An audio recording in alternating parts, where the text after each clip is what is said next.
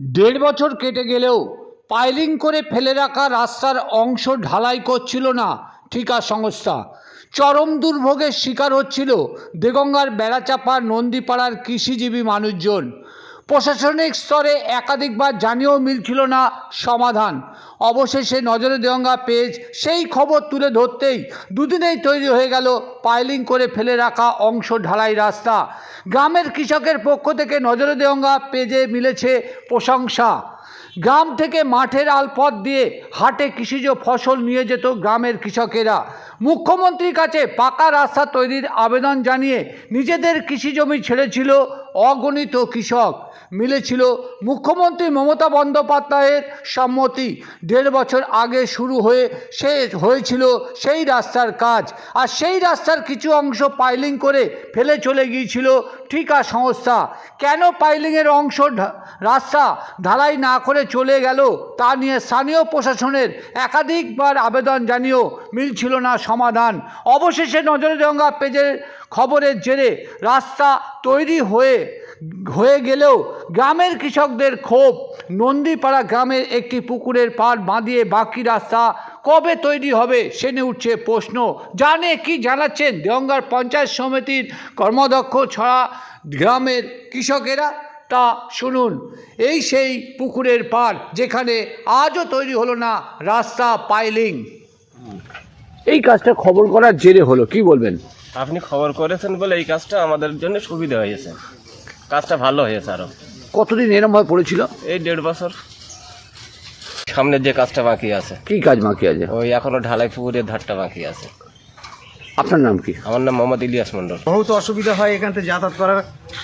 হাটে সবজি নিয়ে যেতে খুব কষ্ট হয়। এখানে ওই সামনে যে এটা আছে ওটা হলে আরও একটু ভালো হয়, ওটা আমাদের পক্ষে সুবিধা হয়। পুকুরের ধারটা বলো। পুকুর ধারটা। আপনার নাম কি? আমার নাম মোহাম্মদ আজিবার সর্দার। আপনার এই রাস্তা তো হয় না অনেক দিন, আপনার ফটো করার পরের থেকেই তার পরের দিন থেকে রাস্তাটা হয়েছে।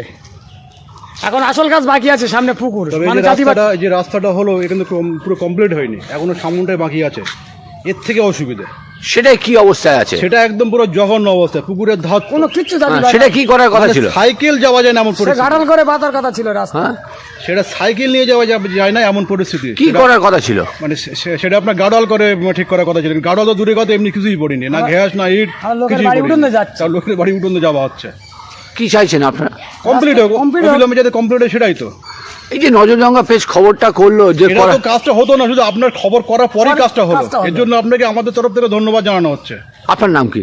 মোহাম্মদ আলমগীর মন্ডল। বলছি এইভাবে আসতে হচ্ছে কেন? এখানে রাস্তা কি হলো? না করে সরকারটা কি করা যাবে? এ তো গার্ডওয়াল দিয়ে তো করতে হবে রাস্তাটা। গার্ডওয়াল করার কথা ছিল, এখন তো হয়ে ওঠেনি। কতদিন এই অবস্থায় পড়ে আছে? বছর ধরে। কি চাইছেন আপনারা? যে ঝুঁকি নিয়ে আসছিলেন তো বিরাট ভয়ের ব্যাপার। পড়ে গেলেই তো একটা দুর্ঘটনা ঘটে যাবে। দিন এমনি লেগেছে আঙুলটাই, ওই ঘরের কোনায় লেগেছে। ওটা যদি ভালোভাবে ঠিক হয়ে যায় তাহলে তো ঠিক হয়। কি চাইছেন এখন? রাস্তাটা ভালোভাবে হয়ে গেলে খুব ভালো হয়। আপনার নাম কি? আমিনুল মল্লিক, নন্দীপাড়া। পরে আমরা কাজ শুরু হয়েছিল দ্রুত, এবং তখন প্রচণ্ড বর্ষাকাল। কোনো রকমে কাজটা করে তারপরে পুকুর পড়ে গিয়েছিল।